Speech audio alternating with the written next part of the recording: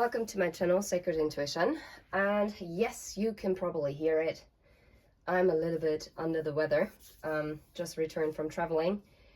And yeah, caught a nasty cold.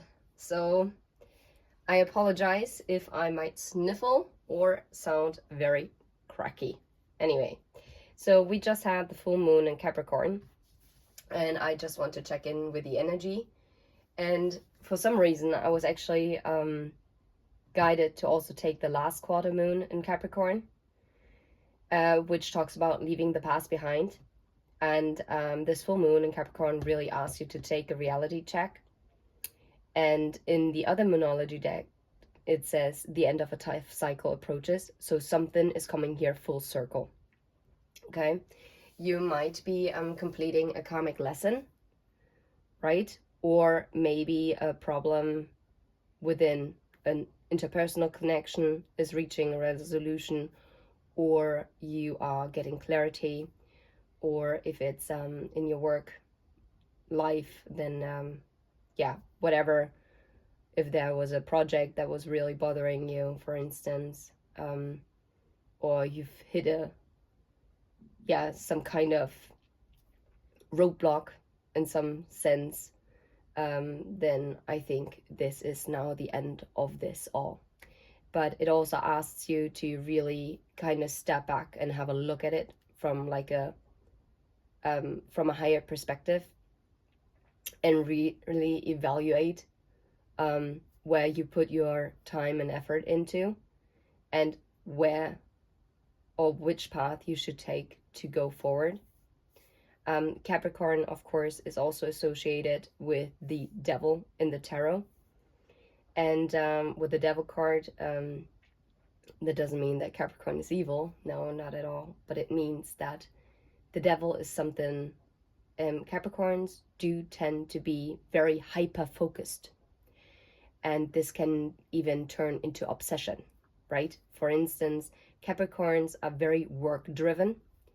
And if they're like focused on one thing, they're single focused on it, and they can't see anything else. They have like blinders on. So maybe it's also urging you to take a look at where have you been hyper focused? Where do you maybe have to shift your focus, okay? And what I liked is that the affirmation is, everything is always working out in my favor, even if it might not seem that way in this very moment. And it also says in the guidebook, if you've been worrying about something, the good news is that you shouldn't waste another moment worrying, as this won't help.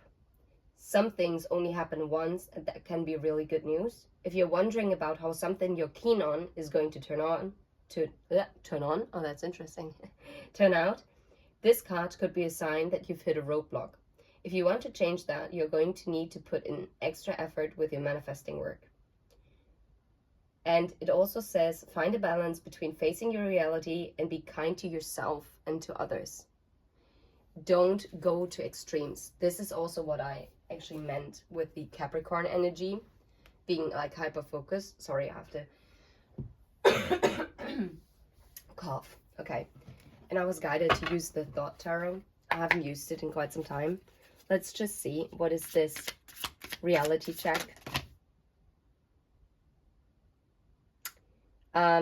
I'm stopping because I was just about wondering, why am I starting with the reality check and not with the leave the past behind? Look at this, the devil showing up, Prince of Cups, the devil, the Lovers, and change. Can you make this up? Okay, this is this is wild. Queen of Swords and debauch, Seven of Cups. Ooh, cutting through illusions. Oh, this is interesting. Look, Death and Three of Pentacles. Oh, this is getting juicy already. Okay.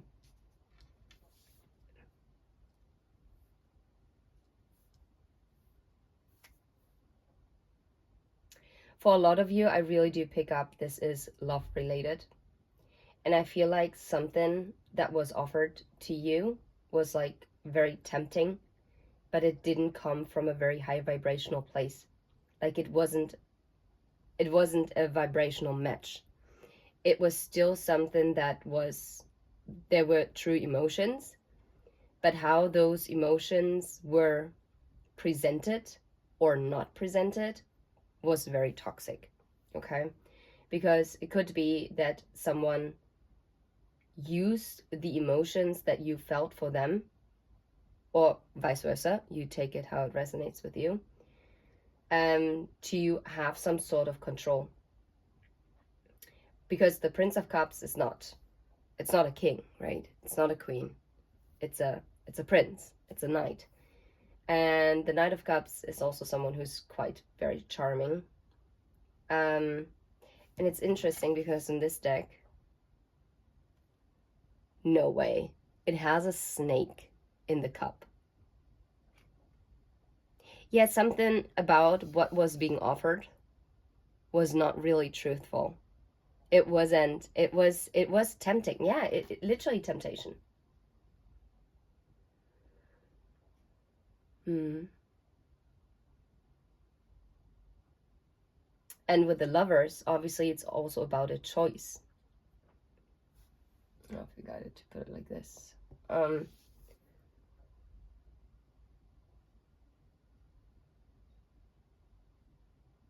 Okay, change. Two of Pentacles. And again, a snake. I mean, the snake can also talk about healing, but it can also talk about temptation. It can talk about fertility, and it can talk about falseness.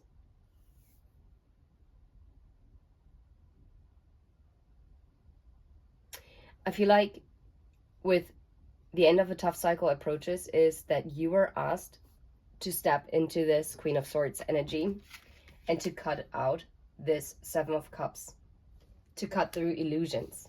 Because look, it's green and slimy what's dripping out. It's not pretty at all. It looks poisonous. It doesn't look healthy. Oh wow, now I'm getting, where did it poison your feminine energy? Something dimmed your feminine energy.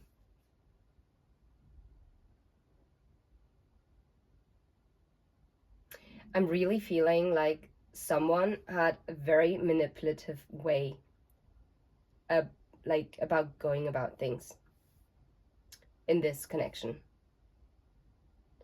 And they might have juggled you, or at least they really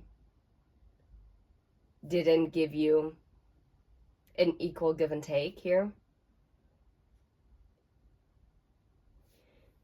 And by you cutting through these illusions, causing this death, look, you came into this Hanged Man, and you basically end this collaboration. Yeah. And this is so funny because this is going to lead to you really moving forward with also gaining this new perspective on things. So, like this. Sorry about that.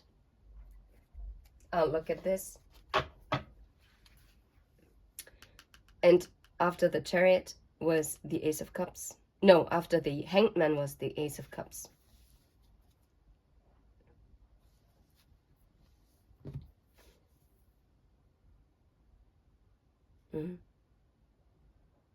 Yeah, you're being guided, like whatever was not serving your highest good, whatever kind of behavior pattern, thinking pattern, you're being asked to leave this in the past and leave it behind, to really end it and set healthy boundaries, okay? If we say this is not love related, let me have a look. Then it is also about, where did you put your single focus on that might have been poisonous for you? Something that might have drained your energy when it comes to work, family, friends. And also making a choice as to where you invest. And to not be tempted by the snake. And really focusing, what do you want to focus on, the dark or the light? It's about really making a choice, double confirmation of a choice.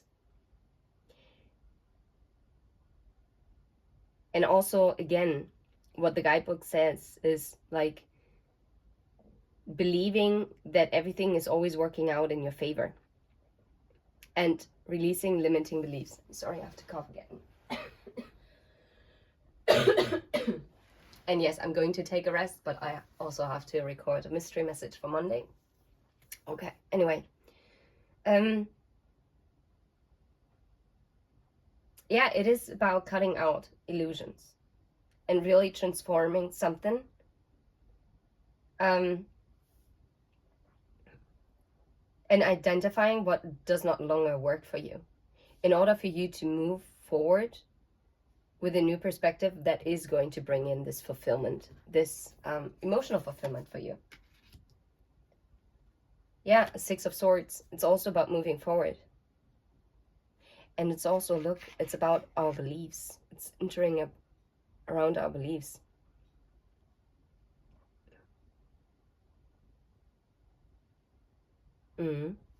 Moving on from worrying. And didn't the guidebook say, stop worrying about something because it's not going to change it? Yeah, Prince of Swords. Cutting through whatever is blocking you here.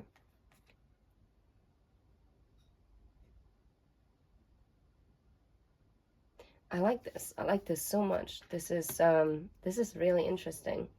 Moving on from this worrying energy. Prudence. Eight of Pentacles. Yeah. And really investing and working on what is aligned with your authenticity. That's what I'm getting. And this is how you're ending out this tough cycle, because you are actually, look, and then the Ace of Discs. You can't even make this up. This is beautiful. This is beautiful energy. Even if this might have been very heavy energy, you're coming out on top. When you're making the decision to choose yourself and to choose what is healthy. Sorry. Not to invest in anything that is not good for you. Okay? I'm sending you absolute love and light. And before I'm going to cough again, if you vibe, please hit like and subscribe. And yeah, take care. And until next time, take care. Bye-bye.